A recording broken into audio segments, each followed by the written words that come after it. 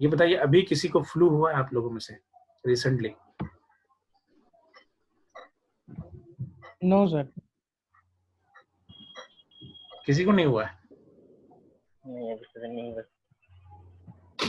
कुछ लोग अभी भी आ रहे हैं, जस्ट वेट कर लेते हैं।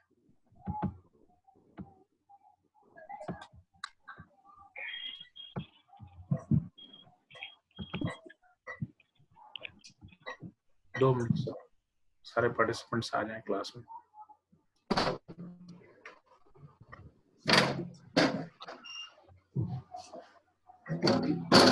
और मैं अबू बकर को, जो सामने दिख रहा है, और निकत के बैकग्राउंड, ये कौन है? सफिया। सफिया, आपके बैकग्राउंड में कोई शोर तो नहीं हो रहा? No sir. आप दोनों को मैं अनम्यूट रखूंगा, बाकी लोगों को म्यूट कर रहा हूँ, ठीक है?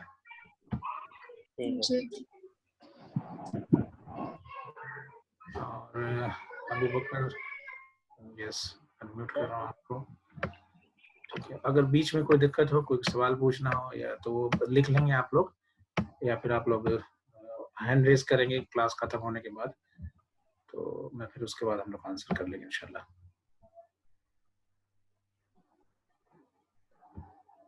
तो 2 लोग अनम्यूटेड हैं, अब स्टार्ट करते हैं। So we will be talking about, आज हम लोग डिस्कस करेंगे इम्यूनिटी के बारे में। इसको जो यूनानी टर्मिनोलॉजी है इसकी, दैट इज कॉल्ड मनात। और आप लोग ने इसके बारे में शायद फर्स्ट ईयर में कुछ पढ़ा होगा, जो असबाब ज़रूरिया वगैरह या मनात कुछ पढ़ाया होगा किसी टीचर ने? नहीं? अबू बकर?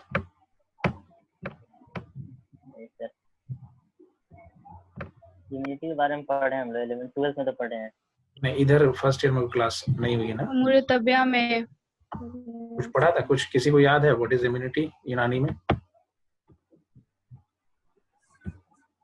सब कुव्वत होती है बदन में जो मर्ज से लड़ने में हेल्प करती है, तो वो थे मदव्वरा बदन। क्यों? जी। अभी देखिए, जितना भी काम हो रहा है ना, जो वैक्सीन बनाने का या फिर नई डिजीजेज आ रही हैं, उसमें काम किस पे हो रहा है? इम्यूनिटी लेवल पे ही हो रहा है सारे काम। नए वैक्सीन बन रहे हैं वो सिर्फ इम्यूनिटी को बूस्ट करने के लिए ही तो बन रहे हैं। इसलिए एक इम्यूनिटी बड़ा वास्ट सब्जेक्ट है। अभी हम लोग चूंकि हमारे सिलेबस में सिर्फ और सिर्फ वेब तरह में बताया गया कि उर्दू सिर्फ टर्मिनोलॉजी, इंग्लिश टर्मिनोलॉजी का उर्दू कर दिया जाता है, लेकिन यूनानी पोर्शन नहीं लिखा है उसमें। फिर भी हम लोग लास्ट में डिस्कस करेंगे उसको। अगर आज कर लेते तो आज, नहीं तो फिर हो सकता है एक एक्सटेंशन क्लास कल भी ले लेंगे इसका। तो शुरू करते हैं। आज हम लोग बात करेंगे इम्यूनिटी की। कभी सुबह उठते हैं तो आप लोग को एक्सपीरियंस होता है ऐसा कि नाक जो है जाम है, हल्का सा फीवर आ गया, या फिर फटीग मतलब दर्द जैसा फील हो रहा है? आप लोग ने फील किया होगा, क्या है ये, फ्लू है या कोल्ड है या फिर कुछ और है? इस तरह की फीलिंग होती होगी। सुबह उठे, नाक जाम हो गया, सर दर्द होने लगा, फिर बहुत कमजोरी जैसा फील होता है। 2 ऑप्शन होता है आपके पास, वेदर यू आप डॉक्टर के पास चले जाए, या फिर आप दूसरा ऑप्शन ये होता है कि आप कोई होम रेमेडीज ले लें, या फिर कोई खुद ही सेल्फ मेडिकेशन ले लेते हैं। आप लोगों ने ध्यान दिया क्या होता है? ये फ्लू होता है या कोल्ड होता है? जनरली इन जनरल कोल्ड होता है। कोल्ड। जी जी, राइट, कोई आंसर। जो क्लास में सबको ओपन नहीं कर रखा है इसलिए आंसर नहीं ले सकते। जनरली ये कोल्ड होता है। और कोल्ड क्या होता है? The cold is an infection of the mucous membrane of the respiratory tract by rhinovirus. Rhinovirus जो है ना, ये ग्रुप है वायरस का, जो हंड्रेड्स ऑफ वायरसेस होते हैं। ये बहुत माइल्ड किस्म का होता है, बहुत ज्यादा खतरनाक नहीं होता है। जनरली आपको क्या करता है कि ये जो आपको म्यूकस मेम्ब्रेन होता है आपके रेस्पिरेटरी ट्रैक्ट का, अपर रेस्पिरेटरी ट्रैक्ट का, उसमें थोड़ा सा इसने जो इन्फेक्शन करता है, उसमें स्वेलिंग आ जाती है, तो फिर जो एक्सक्रीशन होता है तो वो कंजेशन कर देता है। और इसके रिएक्शंस में कुछ आपको हेडेक फील होगा, कंजेशन फील होगा, नाक बंद होगा आपका, या फिर आपको लगेगा कि जैसे इसके जो रिएक्शंस होते हैं उसमें थोड़ा फटीग, कमजोरी जैसा फील होता है। अगर hundreds of rhinovirus have been identified, which is one reason why we don't have immune to the cold. देखिए, इम्यूनिटी हमेशा क्या होती है? एक स्पेसिफिक चीजों के अगेंस्ट होती है। जैसे ए आपके बॉडी में एंटर कर रहा है, तो उसको काउंटर करने के लिए ए सी हो सकता है, यानी काउंटर टू ए हो सकता है। लेकिन जब ढेर सारे पार्टिसिपेंट्स होंगे, आई मीन कि इतने सारे पार्टिसिपेंट होंगे कि जो आपको हर के खिलाफ इम्यूनिटी डेवलप करना मुश्किल होता है। इसलिए कभी कभी जब नए वायरसेस आते हैं, जैसे अभी आपने कोरोना वायरस 2 देखा, कोविड 2 आ गया ना, ये सार्स कोविड 2, तो सार्स के अगेंस्ट तो है वैक्सीनेशन, लेकिन कोविड-2 के अगेंस्ट नहीं है। दैट वाज ये इसको शुरू में नाम रखा गया था नोवल। नोवल मतलब न्यू एंट्री थी इसकी। तो हमेशा जब नई-नई चीजें आएंगी तो उसके खिलाफ इम्यूनिटी होगी नहीं। एक बार आपको कोई डिजीज होती है, जनरली उसके खिलाफ इम्यूनिटी डेवलप हो जाती है, लेकिन यहाँ पे rhino virus hundreds of types के होते हैं। तो किसी दिन कोई टाइप आपके ऊपर इफेक्ट करेगा, किसी दिन कोई टाइप करेगा, तो इसलिए आपके बॉडी के रिएक्शंस होंगे। आप इम्यून नहीं होंगे, आपके अंदर रिस्पॉन्स होगा, हो सकता है कि थोड़ा बुखार आ जाए, फटिगनेस आ जाए, या फिर आपको जो रेस्पिरेटरी सिस्टम है उसकी म्यूकस इन्फ्लेम हो जाएगी, उससे सिक्रीशंस होने लगेगा आपको। यही वजह है कि लगातार बार-बार हम लोग को कॉमन कोल्ड हो जाता है और इम्यूनिटी डेवलप नहीं हो पाती है। ठीक है, आप देखेंगे कि दो जो सबसे बड़ी चीजें होती है जो इम्यूनिटी को ब्रीच करती है, हमारे यहाँ जो डिजीज कॉज करती है हमारे बॉडी में एंटर करके, वो बड़ा हिस्सा उसका होता है किसका, वायरस का एंड बैक्टीरिया का। तो दोनों को थोड़ा सा हम एक इंट्रोडक्टरी समझेंगे कि जो जनरली कोल्ड्स होते हैं या इन्फ्लुएंजाज होते हैं, आप देखेंगे या तो एवियन फ्लू है, या फिर आपको वो तो बड़े रूप में आप देखते होंगे एवियन फ्लू हो जाता है, या फिर आपको बर्ड फ्लू है जिसको नाम देते हैं, या फिर आप स्वाइन फ्लू आपने देखा होगा, ढेर सारे इसका। ये जो आपको कोविड-19 आया है, this is also kind of flu. और जनरल जो फ्लूज होते हैं वो भी होते हैं, ये वायरसेस से होते हैं। वायरस जो है वो नॉन मोटाइल होता है, सॉरी नॉन लिविंग होता है, जो बॉडी में जब आपके जाएगा तब आपकी जेनेटिक मटेरियल्स ये जाके आपके एक्टिवेट कर देगा प्रोटीन्स को, और उसके मतलब रिस्पॉन्स में जो वो है ना वो मल्टीप्लाई करना शुरू करेगा। Viruses are which has a non living particle that contains genetic materials and hijack your cell to response. आपके बॉडी के अंदर जो सेल्स होती है ना, उसको ये एक्टिवेट करके उससे जो है प्रोडक्शन स्टार्ट करवा देता है। कभी भी दूसरी चीज है कि इसमें एंटीबायोटिक्स से का कोई रोल नहीं है। Antibiotics are design against the bacteria, उसको वायरल डिजीज में लेने का कोई फायदा नहीं है। हम कभी अगर डॉक्टर लिख भी देता है, उसका मतलब होता है कि वायरस डिजीज के बाद होने वाली सीक्वल यानी दूसरा कोई कॉम्प्लिकेशन जो है उसके लिए एंटीबायोटिक देता है। इसलिए ये मन में होना चाहिए आपको कि there is no effect of antibiotics on the viruses. In respect to viruses, the bacteria are living organisms that have a metabolism, have DNA and can reproduce on their own. ये बॉडी के अंदर जाएगा, favourable condition मिलेगा, वहां पे feed करेगा, या फिर उसको अलग टाइप का एनवायरनमेंट मिलेगा, टेम्परेचर हो या फिर उसकी आपकी pH वैल्यू जिस पे ये अपने आप को प्रोड्यूस करेगा। तो बैक्टीरिया अक्सर क्या होगा कि ये अंदर बॉडी में जाने के बाद खुद प्रोडक्शन स्टार्ट कर देगा, लेकिन वायरस क्या था, आपके बॉडी के सेल्स को प्रोडक्शन करवाता है। Bacteria can be killed with antibiotic because these substance target the process in bacteria such as production of the bacterial cell wall. Bacteria के लिए जब आप एंटीबायोटिक इस्तेमाल करेंगे तो वो क्या करेगा कि बैक्टीरिया को डिस्ट्रॉय कर देगा। ढेर सारी रेंज ऑफ एंटीबायोटिक्स है, और कैसे डिस्ट्रॉय करेगा, उसकी सेल वॉल को, उसके न्यूक्लियस को, पूरी सेल को डिस्ट्रॉय कर देगा। इस तरह से वो बैक्टीरिया एक्शन करता है। लेकिन वायरसेस में मामला क्या था कि आपको एंटीवायरस ड्रग्स अभी इफेक्टिव नहीं है कोई भी, जनरली 7 डे में लिमिटिंग होती है, और बैक्टीरियल ड्रग, एंटीबैक्टीरियल ड्रग जो एंटीबायोटिक्स होती है, इस पे वायरस पे काम नहीं करता है। दो मेजर ग्रुप है जो आपके बॉडी डिफेंस को इन्वेड करता है, यही दोनों है। हर जगह फैला हुआ है, lakhs of bacteria and viruses outside, some of them want to invade your body. How does your body defect? आप सोचिए कि इतना सारा बैक्टीरिया वायरस आपके बॉडी के बाहर है जो इंटर कर रहा है, या फिर आपके गट में है, उससे कैसे डिफेंस, पूरे इतनी सारी आर्मी को डिफेंड करना आपके बॉडी का काम होता है। तो बॉडी को स्पेशल जो डिफेंस सिस्टम होती है उसमें जो इम्यूनिटी जो आपके बॉडी की कहलाती है, दैट इम्यूनिटी डिफेंस वो डिजाइंड होती है। लाख जिस तरह से hundreds and thousands of bacteria outside body है या वायरसेस है जो आपको इन्वेड करते हैं, जो आपकी इम्यूनिटी को ब्रीच करता है, इसी तरह से hundreds and thousands of defence sales होती है आपके बॉडी में जो उसको आपको प्रोटेक्ट करती है। Immunity as per definition is concern, the immunity is body ability to resist या eliminate potentially harmful foreign materials या एब्नॉर्मल सेल्स। या तो रोकता है या उसको हटा देता है, खत्म करता है आपके बॉडी पे जो भी इन्वेड कर रहा होता है बाहर से, जो भी फॉरेन पार्टिकल्स होता है। क्या कर सकते हैं वो सब, क्या क्या हो सकते हैं, they may be viruses, they may be carcinogens, pollutions, physical agents like pollens and lot of the की पार्टिकल्स, या फिर धूल जो लिखते हैं, ये सब होते हैं। बहुत सारे केमिकल्स रिलीज होते हैं, जैसे आपने स्पेस में होता है, कहीं माइन से, कहीं फैक्ट्री से निकलते, वो भी हो सकते हैं। कोई टॉक्सिन्स हो सकते हैं, फंगस हो सकते हैं, बैक्टीरियाज हो सकते हैं, पैरासाइट्स हो सकते हैं। These all the things which breach your immunity, ये सारी चीजें आपकी इम्यूनिटी को ब्रीच कर सकती हैं। इन सब के अगेंस्ट बॉडी के अंदर आपको डिफेंस मैकेनिज्म होता है।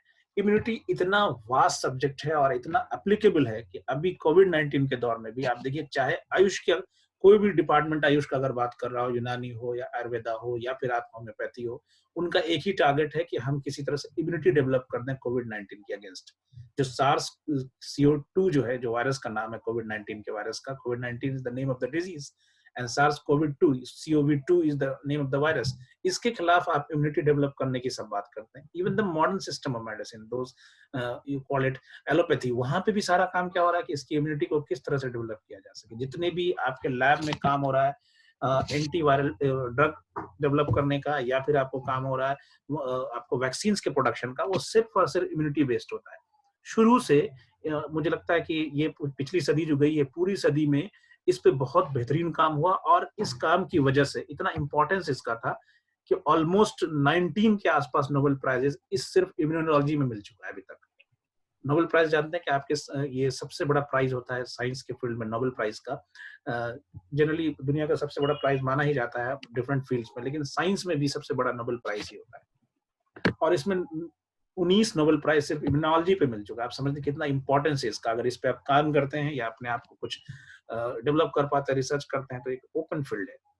कहाँ से शुरू हुआ? 1930s में देखिएगा, जो लैंडस्टर्न ने जो ग्रुप ह्यूमन ब्लड ग्रुप्स किया, उसके लिए उसको मिला ट्रांसप्लांटेशन इम्यूनोलॉजी। मतलब कि जब आप एक बॉडी से दूसरे बॉडी के ऊपर कोई ऑर्गन ट्रांसप्लांट कर रहे हैं या फिर स्किन ग्राफ्ट कर रहे हैं, उस वक्त वो किस तरह उसको एक्सेप्ट करे या किस तरह से उसको रिजेक्ट करे, ये जो पूरी इम्यूनोलॉजी है, इस पे भी एक नोबेल प्राइज मिल चुका है इसको डिफाइन करने के लिए। जो बेहरिंग है, उसको जर्मन एक साइंटिस्ट था जिसने डिप्थेरिया एंटीटॉक्सिन्स को इन्होंने डिस्कवर किया, और डिप्थेरिया एंटीटॉक्सिन्स की वजह से आप जानते हैं डिप्थेरिया बच्चों में 6 किलर डिजीज में आता है, बच्चों में होता है ये। इसकी वजह से लगभग मुझे लगता है कि मिलियंस ऑफ बच्चों को वक्त रहते सेव किया जा सका, और इसका जो वो वैक्सीन डेवलप हो पाया। इसलिए इस बंदे को कहा जाता है सेवियर ऑफ चिल्ड्रन, बच्चों को बचाने वाला इसको नाम दिया जाता है। हिस्ट्री में इसके बारे में लिखा जाता है। एक बड़ा और रिसर्च था मैचकिनकॉफ का, जो यूएसएसआर का बंदा था। 1882 में इसने डिस्कवर किया फेगोसाइट्स। और आप जानते हैं कि जो फेगोसाइट्स हैं, ये आपको कितना बड़ा डिफेंस है। ये प्राइमरी डिफेंस जो होता है एक्सटर्नल डिफेंस के बाद, जैसे बॉडी के अंदर कोई चीज आपके एंटर करती है, तो आपके बॉडी के अंदर डिफेंस जो WBCs होते हैं, WBC आपकी एक्टिवेट हो जाती है। उस WBC में से जो फेगोसाइट्स होते हैं, जो इनगल्फ कर लेते हैं, उसमें माइक्रो दोनों होता है। मेजर डिफेंस सेल से पहला डिफेंस जो इंटरनल डिफेंस यही स्टार्ट होता है, और इसके लिए इसको नोबेल प्राइज मिल सका। So lots of their, I mean कि इम्यूनोलॉजी जो डिपार्टमेंट है, इसमें अभी भी बहुत सारी चीजें एक्सप्लोर करने को है। इसलिए कि डिफरेंट टाइप, खास के जो फ्लूज टाइप के जो इन्फेक्शन आपको हो रहा है, वायरल इन्फेक्शन हो रहा है, इसके खिलाफ बहुत सारा काम अभी भी नहीं हो पाया है। वायरस डिफाइंड हो गया है, उसके सारे साइकिल्स डिफाइंड हो गए हैं, लेकिन उसके अगेंस्ट जो इम्यूनोलॉजी डेवलप करने का पैटर्न है, मॉडर्न साइंस अभी भी इससे बहुत ज्यादा जूझ रहा है, और इसमें बहुत मुझे लगता है कि कामयाबी नहीं मिल पाई। इसलिए भी अब देख रहे हैं कोरोना वायरस जो मामला है, लगभग 3 से 4 दिसंबर से लेकर अब तक 6 मंथ होने जा रहा है, अभी तक कोई भी लीड नहीं मिल पाया है, एक कंक्रीट लीड कि हम इसके खिलाफ कोई आई मीन के एंटीवायरस या फिर आपको इसके खिलाफ आप वैक्सीनेशन को डेवलप कर सके। और वैक्सीनेशन इतना बड़ा पार्ट है। आपने स्मॉल पॉक्स के बारे में सुना होगा।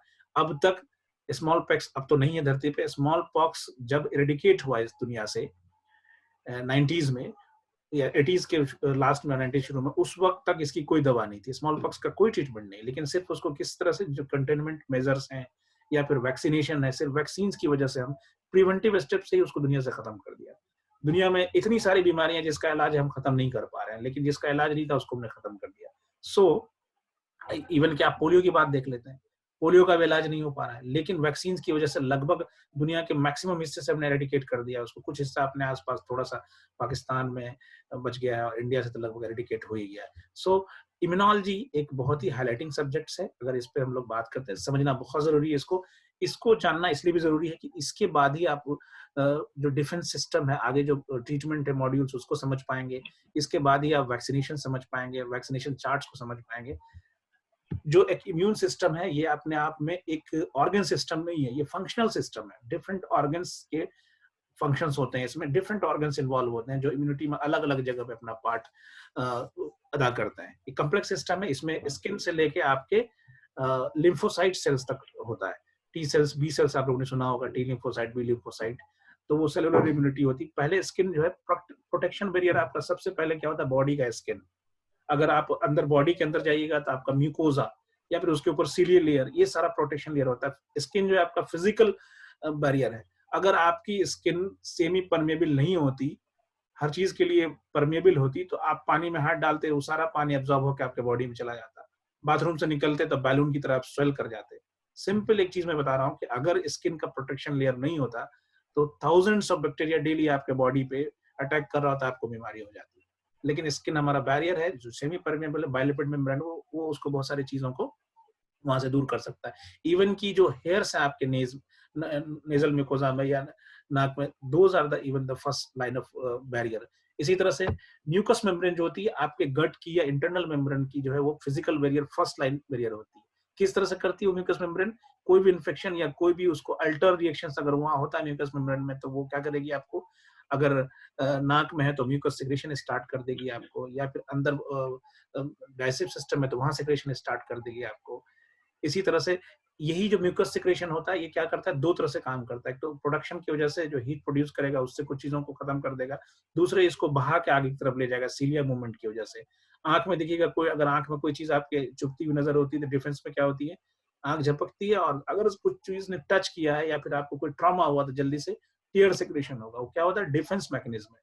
वो टीयर जो आपको कोई भी फॉरेन पार्टिकल्स को बहा के आंख से बाहर निकाल देगा। इसी तरह से जो डिफेंस सिस्टम आपका ब्लड सेल्स एंड स्ट्रक्चर है, डब्ल्यूबीसी से लेकर लिम्फोसाइट्स वगैरह, इसको डिटेल में आगे हम पढ़ेंगे। बोन में वहां से प्रोडक्शन होता है आपको। लीवर से कुछ कंप्लीमेंट प्रोटीन्स बनते हैं जो एंटीबायोटिक्स के तौर पे, एंटीबॉडीज के तौर पे काम आते हैं। इसीलिए लिम्फेटिक सिस्टम जिसके बारे में हम जानते हैं, ये तो सबसे बड़ा कॉम्प्लेक्स मैकेनिज्म या सबसे समझिए हेडक्वार्टर ऑफ आपके जो डिफेंस मैकेनिज्म है, वो लिम्फाइट सिस्टम है पूरा पूरा। मोस्ट टिश्यूज जो है ना, वो आपके कहते हैं, वो जितने भी टिश्यूज होते हैं उससे जो है आपको इम्यून सेल्स बनते हैं, रेसिडेंट इम्यून सेल्स बनते हैं। तो ये पूरा एक ओवरव्यू है जो डिफरेंट ऑर्गन्स आपको प्ले करते हैं इम्यूनिटी के लिए। इम्यूनिटी जो है एक लैटिन वर्ड है, द इम्यून्स बना है, इसका मतलब था exempt, state of protection from infectious disease. थोड़ा सा वर्ड्स इसलिए और ये मैटर्स इसलिए लिख दिया कि आप लोग को जब आंसर करने की जरूरत होगी तो आपको ये जरूरत पड़ेगी। Immunity is body's ability to resist या एलिमिनेट, जो पीछे आपने पढ़ा वही डेफिनेशन है, पोटेंशियली हार्मफुल फॉरेन मटेरियल्स या abnormal cells consist of following activities. क्या करता है एक्टिविटीज में, जो इन्वेडिंग पैथोजेंस है उसके खिलाफ, वेदर बैक्टीरिया हो सकता है, वायरस हो सकता है, स्पोर्स हो सकता है, या और जो भी चीज है उसके खिलाफ आपको डिफेंस मैकेनिज्म करता है। और ये जो वर्न आउट सेल्स होते हैं, टिश्यूज, डेब्रिस या बॉडी का टूट फूट होता है उसको बाहर निकलता है, या डब्ल्यूबीसीज या आरबीसीज आपके जो डेथ करते हैं उसको बाहर निकलता है। बॉडी में रहेगा तो वो दिक्कत करेगा। Identification and destruction of abnormal and mutant cells, ये बॉडी के अंदर कोई भी सेल्स आता है आपको, वायरल जनरली वायरस जो आपके अंदर जाके म्यूटेशन स्टार्ट कर देता है। जैसे एवियन फ्लू का वायरस है, N1 N2 है, N1 N1 है, H1N1 है, H1N5 है। डिफरेंट जो आपको दो स्ट्रैंड होता है ना, H और N का, अक्सर ये आपको म्यूटेशन करके स्ट्रैंड चेंज कर लेता है। इसलिए जब नया वायरस आता है तो उसके खिलाफ हमारी इम्यूनिटी नहीं हो पाती। हमने H1N1 पिछली बार देखा, अगली बार H1H2 आ गया, N2 आ गया, तो थोड़ा सा भी स्ट्रैंड चेंज होता है, ये म्यूटेशन की वजह से होता है, जिसकी वजह से दिक्कत क्या होता है, हम उसके खिलाफ इम्यूनिटी डेवलप नहीं कर पाते। और किस तरह से इम्यूनिटी काम करता है, रिजेक्शन करके, बॉडी में आपके जो चीजें आ रही हैं एक्स्ट्रा, उसको रिजेक्ट करता है। Even the case of the organ transplantation, बहुत बार आपने देखा होगा कि ऑर्गन ट्रांसप्लांट किया लेकिन वो मैच नहीं किया, तो क्या होता है, फेल्योर हो जाता है। जैसे महाराष्ट्र के आपके उसका था, सीएम का था कि मैच नहीं हुआ, वो लीवर ट्रांसप्लांटेशन हुआ था, वो डेथ हो गई उनका। ठीक है, कुछ एलर्जेंस जो लगातार आपके बॉडी में आ रहा है उसके अगेंस्ट करना, इम्यूनिटी डेवलप करना। जनरल जो इम्यूनिटी है आपको, वो इनेट, जिसको नॉन स्पेसिफिक बोलते हैं, एडप्टिव। इनेट का मतलब जो ऑलरेडी आपके अंदर बिल्ट है। माँ से बच्चे का जो प्रोडक्शन होता है तो ट्रांसप्लांटेशन रूट से बहुत सारी इम्यूनिटी खुद लेके आता है वो, लेकिन वो इम्यूनिटी आपको 6 मंथ से ज्यादा जनरली काम नहीं करता है। कभी कभी 9 मंथ 6 ईयर तक ये इम्यूनिटी डेवलप कर जाती है, that is called innate immunity, जो माँ से आप खुद लेके आ रहे हैं। ठीक है, और दूसरे जो फर्स्ट लाइन डिफेंस ही कहलाता है। एडप्टिव इम्यूनिटी वो होती है जो ड्यूरिंग द लाइफ स्पैन, यानी आपकी जो लाइफ स्पैन है उसके दौरान जो इम्यूनिटी आपने गेन की, वो किस तरह से गेन कर सकते हैं, या तो आपने वैक्सीनेशन करवा लिया, या फिर आपको कोई डिजीज हो गई। एक बार जो डिजीज होती है उसके अगेंस्ट आपकी इम्यूनिटी डेवलप हो जाती है, खासकर वायरल डिजीज में एक बार हो गई तो उसके खिलाफ एंटीबॉडीज बन के आपके बॉडी में तैयार हो जाता है। तो फिर आप क्या होता है कि वो उसके लिए इम्यूनिटी डेवलप होता है, दैट इज एडप्टिव आपको इम्यूनिटी हो गई। उसी को स्पेसिफिक भी कहते हैं कि जो किसी खास तरीके से, या तो डिजीज या फिर सब क्लिनिकल केसेस या फिर आपको वैक्सीनेशन की वजह से जो इम्यूनिटी डेवलप होती है, that is called adaptive immunity. जो इनेट इम्यूनिटी होती है वो उसको फिर फर्दर ब्रांच कीजिएगा तो एक्सटर्नल होती है। आपने देखा जिसमें स्किन काम करता है, जिसमें म्यूकोजा काम करता है, कुछ सिक्रीशन होगा या सीलिया काम करेगा। अंदर जो इनेट इम्यूनिटी का जो इंटरनल पार्ट्स है उसमें आपको क्या होगा, macrophage, macrophages, inflammatory response, fever components, ये सारे नेचुरल किलर सेल्स आएंगे जो बॉडी में आएगा। और एक्वायर्ड इम्यूनिटी में फिर जब बॉडी के अंदर जो एडवांस जो आपका इम्यूनिटी का फॉर्म है, that is cell mediated immunity, humoral immunity, वो आपको क्या होता है, एंटीबॉडीज फॉर्म करता है। फिर उसमें आपको टी लिम्फोसाइट, बी लिम्फोसाइट का काम आएगा, जिसको आगे हम लोग फिर डिस्कस करेंगे इंशाल्लाह। ठीक है। फर्स्ट लाइन ऑफ डिफेंस आपने देखा कि जो नॉन स्पेसिफिक डिफेंस होता है वो उसमें सबसे पहले एनाटॉमिकल डिफेंस होता है। एनाटॉमिकल डिफेंस में इंटेक्ट ऑफ स्किन, जो स्किन आपके बॉडी में वो हो सकता है। ठीक है। फिजियोलॉजिकल जो आपका वो डिफेंस होता है, जो म्यूकस का फिजियोलॉजिकल मतलब एक्शन से जो होता है, म्यूकस का प्रिपरेशन हो सकता है, सीलिया का मूवमेंट हो सकता है, टीयर्स जो निकलता है आंख में आने वाले इन्वेजन को, सलाइवा जो बॉडी से आप जो निकालते हैं वो भी बहुत सारी चीजें थूक के बाहर निकाल, यूरिन से कुछ चीजें एक्सक्रीट आउट होती है, उस पूरे रूट में जो इन्फेक्शन होता है उसको बाहर करता है। फेगोसाइट्स के बारे में हम लोग पढ़ेंगे कि how microphages and macrophages activated, neutrophil, monocytes, इन लोगों का क्या काम है उसको आगे डेवलप करेंगे। और जो आपका प्रोटेक्टिव मैकेनिज्म है, जैसे आपने पढ़ा भी होगा कि बुखार और स्वेलिंग, ये दो चीज जो है, पेन, ये सारी चीजें आपकी इम्यून सिस्टम को सपोर्ट करती है। आप खुद सोच लीजिए कि आपको किसी चीज का दर्द हो ही नहीं, कोई ऐसी कंडीशन आप लोग को याद है जिसमें पेन खत्म हो जाता है, दर्द का एहसास ही नहीं होता है? देखा होगा कि डायबिटिक फुट हो जाता है कुछ लोगों को, जो पुराने डायबिटीज होते हैं उनके पैर में जख्म अक्सर हो जाता है, कट जाएगा, खून बह रहा है, उनको पता ही नहीं चला, क्योंकि उनका रिसेप्टर जो है ना, न्यूरॉन सेल जो है ना, डायबिटीज के लगातार होने की वजह से उसका जो मतलब कि मैसेज रिसीव करना है वो खत्म हो जाता है। आप खुद सोचिए, सुन हो जाए आपकी उंगली तो फिर कट भी जाएगा, पता नहीं चलेगा। ठीक है ना। तो inflammation, fever and pain, these are the ये सारी चीजें आपको इम्यून सिस्टम का शुरू का पार्ट है, जो आपको बहुत सारी आगे होने वाले खतरों से आपको रोकता है। ये इन्फ्लामेशन रिस्पॉन्स की वजह से आपको इम्यूनिटी डेवलप होती है, ये प्रोटेक्ट करता है। फीवर डेवलप हो जाने की वजह से, हीट की वजह से आपको पता चल जाता है कि आपके बॉडी में कोई इन्फेक्शन हुआ है, और उस प्रोसेस के दौरान बहुत सारे माइक्रो ऑर्गेनिज्म को वो किल कर देता है। तो ये आपके एनाटॉमिकल, फिजियोलॉजिकल, फेगोसाइट मतलब कि जो फेगो माने खाने वाली, साइट्स माने सेल्स, वो सेल जो बैक्टीरिया या फिर बाहर से वायरस या कोई भी आपको एक्सटर्नल पार्टिकल्स बॉडी में आपको आ रहा है उसको निगल लेता है, जो आगे आप देखिएगा कि जब हम उसको डिस्कस करेंगे तो कैसे करता है inflammatory responses. These are the first line of defences. आप स्किन को देखिएगा तो स्किन आपका फर्स्ट बैरियर है। स्किन किस तरह से काम करता है? फर्स्ट तो एक तो एनाटॉमिकल बैरियर होता है, चीजों को आपको रिस्ट्रिक्ट करता है, डायरेक्ट बॉडी को बचाता है आपको बाहर से आने वाले कोई भी जो आपको एंटीजेंस होते हैं उसके खिलाफ। दूसरे क्या करता है, हीट, आवाज कट रहा है सर आपका। हीट रेगुलेट करता है। ये अब आ रही आवाज? जी sir. Skin direct physical barrier हो सकता है जो एब्जॉर्प्शन लिमिटेड चीजों का करे, और दूसरे हीट प्रोटेक्शन हो सकता है, जब देखिए गर्मी बढ़ती है तो ये रिलीज कर देता है आपको वाटर सिक्रेटरी मटेरियल्स, जो जाके आपको कूल डाउन करता है। इस पे हेयर्स होते हैं जो आपको बहुत सारे जो एंटीजेंस होते हैं या बॉडी पे अटैक करते हैं उनको ऐसे ही वो रूट आउट कर देता है वहां से। दूसरे सीलियरी मूवमेंट, जो सीलिया का मूवमेंट होता है ना, खास के इंटरनल सरफेस पे आपके म्यूकोजा वगैरह में, इसका मूवमेंट इसलिए होता है कि ये चीजों को बाहर की तरफ एक्सपेल आउट करे। तो जैसे म्यूकस सिक्रीशन आपका बड़ा, कोई इन्फेक्शन हुआ तो म्यूकस रिस्पॉन्स करेगा, इन्फ्लामेटरी रिस्पॉन्स आपके म्यूकस में आएगा, सूज जाएगा, सूजन होने के बाद सिक्रीशन बढ़ेगा, उस सिक्रीशन को सिलेटेड मूवमेंट, ऐसे अनडुलेटेड मूवमेंट होता है वो, इस सीलियक मूवमेंट से इसको बाहर की तरफ फेंक देता है। आंख में कोई दिक्कत हो, नाक में कोई दिक्कत हो, मुंह में कोई चीज हो तो सलाइवा, टेयर्स, या फिर आपको यूरिनरी सिस्टम में हो तो ये भी एनाटॉमिकल बैरियर्स जो धीरे धीरे आपको बाहर कर देता है इसको। इसी तरह से आपको अगर स्वेट का मामला, पसीना आता है, पसीना किस रिस्पॉन्स में आता है? जो आपको बॉडी के लिए खतरनाक होता चला जाता है, हीट या ह्यूमिडिटी, जो ह्यूमिडिटी बढ़ जाता है या हीट होता है, तो उसको जरूरी नहीं कि आपके बॉडी के अगेंस्ट सिर्फ और सिर्फ कोई वायरस, बैक्टीरिया या पैथोजेंस ही हो सकता है फिजिकल बैरियर भी हो, तेज हवा का होना, ठंड का लग जाना, ठीक है, या बहुत ज्यादा गर्मी का हो जाना, जैसे सन स्ट्रोक हो जाता है। पॉजिटिव एजेंट्स ही हमेशा जीन थ्योरी डिजीज कॉज नहीं करता है, फिजिकल बैरियर, फिजिकल जो आपके एंटिटी होता है वो भी डिजीज कॉज करता है। जैसे आपको हीट से सनस्ट्रोक हो जाता है, बहुत ज्यादा ठंड होगा तो स्किन फट जाएगा, क्यों फटता है? ब्रीच ऑफ कंटिन्यूटी हो जाती है। इसके अगेंस्ट भी आपके स्वेट सिक्रीशन हो जाता है, जिसकी वजह से आपको स्किन को सेव कर लेता है। इसी तरह से बॉडी के अंदर आपके HCl का काम क्या होता है कि वो जूसेस का काम होता है कि अनवांटेड बैक्टीरिया से बचना।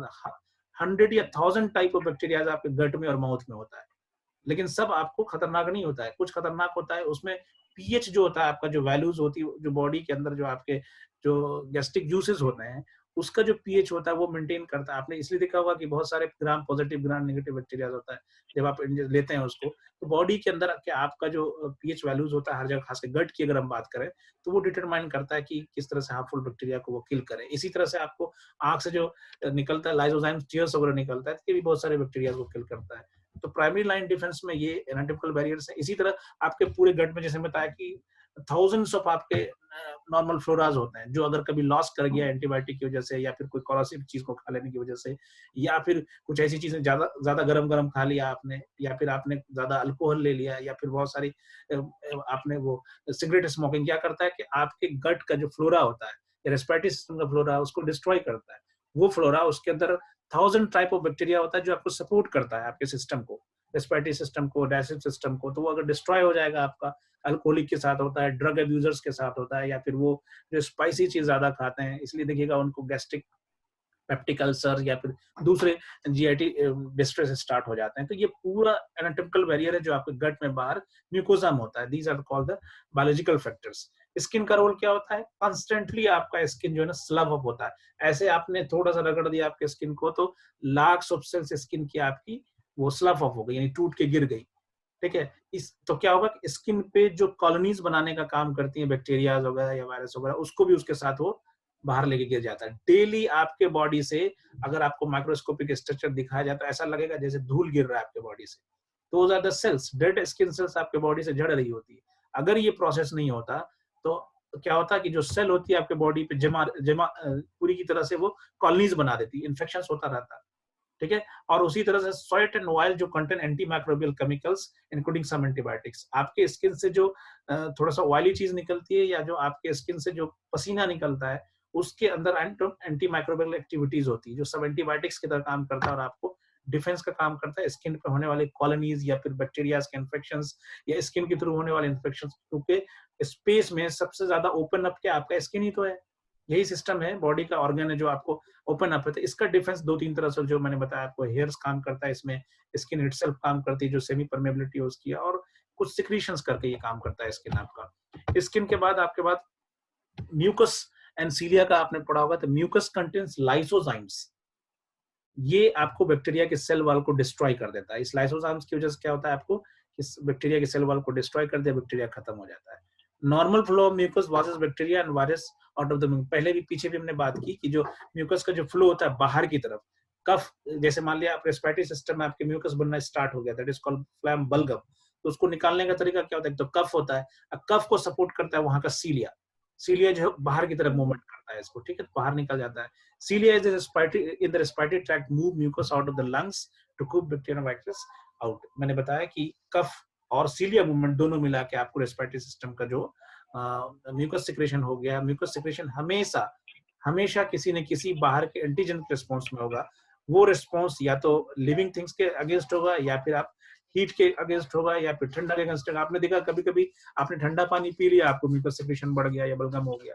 वहां पे जरूरी नहीं कि आपको कोई बैक्टीरिया और वायरस का इन्फेक्शन हुआ हो, वहां पे सिर्फ आपको फिजिकल जो आपको उसके रिस्पॉन्स में भी हो जाता है, ठंड के रिस्पॉन्स में, ज्यादा हीट के रिस्पॉन्स में हो सकता है।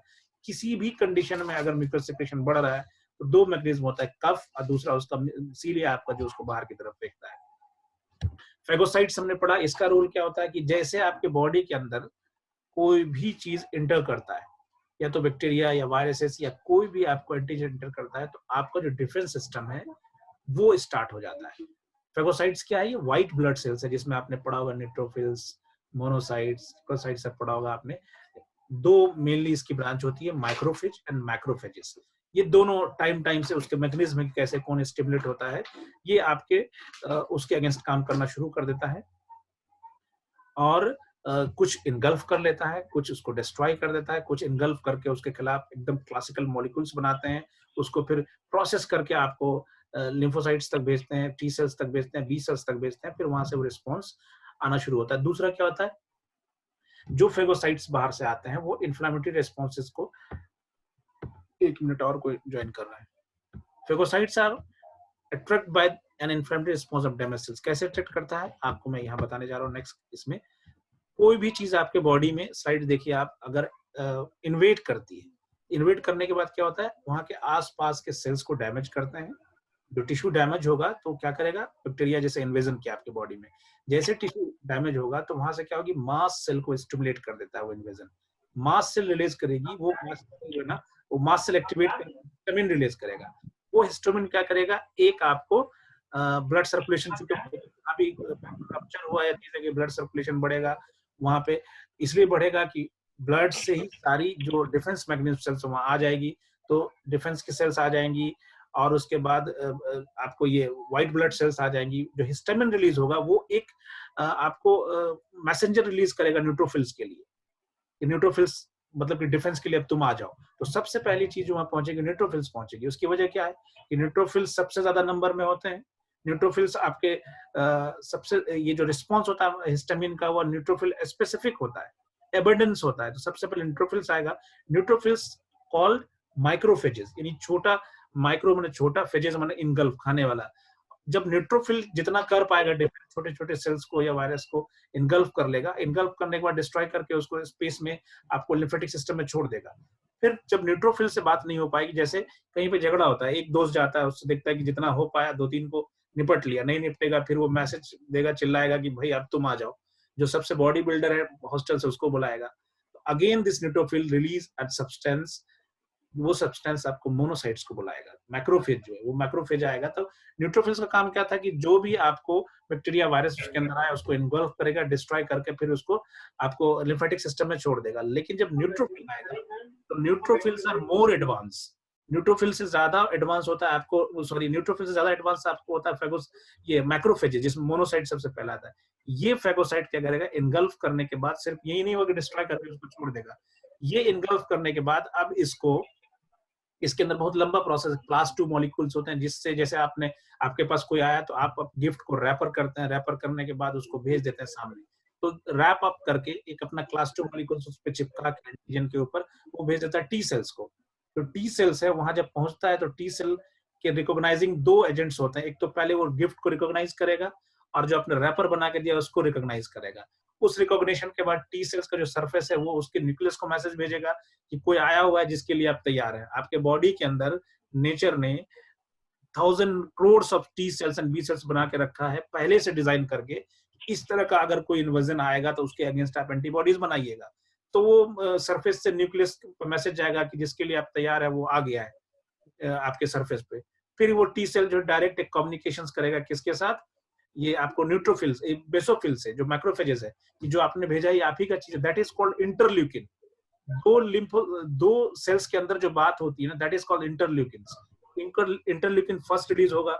इस इंटरल्यूकिन फर्स्ट रिलीज होने के बाद अब सेल इसकी जो न्यूक्लियस है वो आपकी इसकी टी सेल्स की वो एक्टिवेट हो जाएगी, दो तीन काम करना शुरू करेगा। अगेन ये एक रिलेशन बनाएगा, दूसरा मैसेज भेजेगा आपको मैक्रोफेजेस को, फिर ये इंटरल्यूकिन 2 बनाएगा और ये कॉलोनाइजेशन बढ़ना शुरू करेगा। ढेर सारा सेल बनाएगा जो मिमिक करेगा जो सामने से एंटीजन आया उसके अगेंस्ट एंटीबॉडीज का प्रोडक्शन स्टार्ट कर देगा। और ढेर सारा जिसको CD4 आप लोग करते हैं, क्लस्टर डिजाइन बनता है, CD4 CD25, एक लंबा मैकेनिज्म आपके सिलेबस में नहीं है, क्योंकि साइंस वाले हैं तो ज्यादातर समझ पा रहे हैं इसको। तो जो आपका देखिए, जैसे आपको कोई भी इन्वेजन हुआ तो सबसे पहले न्यूट्रोफिल्स पहुंचा, उसके बाद मैक्रोफेज पहुंचा जिसमें मोनोसाइट्स है। तो मैक्रोफेज क्या करेगा, इनगल्फ करने के बाद उसको प्रोसेस करके टी सेल में भेज देगा। टी सेल और वहां पे मेमोरी उसके पास होती है कि इस तरह की चीजों के लिए पहले से डिफेंस बना हुआ है। और जो पहला जो न्यूट्रोफिल पहुंचा था उसने क्या किया था कि डिस्ट्रॉय करके लिम्फोसाइट में छोड़ दिया। तो वो जो लिम्फ ड्रेनेज में छोड़ दिया, लिम्फ ड्रेनेज में जो घूम रहा होगा उसके अगेंस्ट बी सेल काम करेगा। इस दोनों प्रोसेस में आपकी बॉडी उसके अगेंस्ट एंटीबॉडीज बना लेती है। ठीक है, एंटीबॉडीज बनाना स्टार्ट करते हैं, जो कि ये आपके सिलेबस में नहीं है, एक अलग का पार्ट है, इसलिए मैं बात कर रहा था। अगर कभी कहिएगा इस पे और डीप बात कर लेंगे। इतना समझिए, बॉडी के अंदर इंटर होने वाला कोई भी एंटीजन या फिर आपके बॉडी के खिलाफ चीजें हैं, उसके खिलाफ आपकी सेल जो सबसे पहले एक्ट करेगी वो होगी आपको न्यूट्रोफिल। न्यूट्रोफिल फिर बुलाएगा आपको मैक्रोफेज को। मैक्रोफेज में न्यूट्रोफिल माइक्रोफेज होता है, मतलब छोटी चीज खाने वाला होता है, इनगल्फ करता है, और मैक्रोफेज बड़ा खाने वाला। ये डिफरेंस है माइक्रो और मैक्रो का। और ये माइक्रोफेज क्या करेगा, आपको डिस्ट्रॉय करेगा, उसको थोड़ा सा इनगल्फ कर लेगा। इनगल्फ करने के बाद प्रोसेस करने बाद मेन हेडक्वार्टर भेज देगा टी सेल्स में, टी लिम्फोसाइट्स में। और जो न्यूट्रोफिल ने किया वो चला जाएगा आपको बी लिम्फोसाइट्स में। ये दोनों सेल आपकी डिजाइन होती है एंटीबॉडी प्रोड्यूस करने के लिए, और एक मेमोरी बना के छोड़ देगी, कुछ तो इसके खिलाफ एंटीजन बना देगी और कुछ मेमोरी बना के रिजर्व कर देगी कि आगे कभी फ्यूचर में फिर इस तरह का कोई इन्फेक्शन आता है तो उसके खिलाफ आपकी बॉडी तैयार रहे। This is all about the immunity development, यानी एंटीबॉडीज आपके बॉडी के खिलाफ कैसे डेवलप होती है। इसमें जो आपने फेगोसाइटोसिस का पढ़ा, उसमें ये दो चीज आपको जाननी थी, रोल ऑफ फेगोसाइट्स। अब आपने पढ़ा, ये देख लीजिए यहाँ पे, जैसे आपने वायरस इंगल्फ किया, फिर स्लाइड शेयर कर देंगे तो आप देख लीजिएगा किस तरह से ये मैक्रोफेजेस जो है उसको लेके फिर भेज देगा आपको टी सेल्स की तरफ, और जो फ्री आपको हो गया था उसकी वजह से, न्यूट्रोफिल की वजह से, वो चला जाएगा बी सेल्स के पास। दोनों का कॉम्प्लेक्स मैकेनिज्म है, लगभग 14 या 15 प्रोसेस होता है और 18 टाइप के उसके रिसेप्टर्स एंड सारे वो प्रोड्यूस होते हैं, तब जाके आपको मेमोरी सेल बनता है और आप उसके बाद उसके खिलाफ एंटीबॉडीज तैयार होता है। ठीक है, इन्फ्लामेशन क्या होता है आपने पढ़ा था, चीज पढ़ा, एक तो फिजिकल बैरियर, उसके बाद फिजिकल बैरियर के बाद आता था एनाटॉमिकल बैरियर, फिजिकल बैरियर, उसके बाद मैक्रोफेजेस, और दो चीज और थी उसके बाद आपने देखा होगा, एक था इन्फ्लामेशन, फीवर। ये डिफेंस के आपके तरीके हैं। इन्फ्लामेशन जैसे स्टार्ट होता है, ठीक है, कोई भी बॉडी के अंदर कोई इरिटेंट या पैथोजन आपके आता है तो बॉडी का रिस्पॉन्स होता है कि आप क्या कर रहे हैं कि उसको बचाने के लिए उसके चारों तरफ अपनी फौज को भेज देता है। वो जो फौज वहां इकट्ठा हो जाती है, डिफरेंट आपके प्रोटेक्टिव मैकेनिज्म वाली cells, that is called inflammation, वहां स्वेलिंग हो जाता है।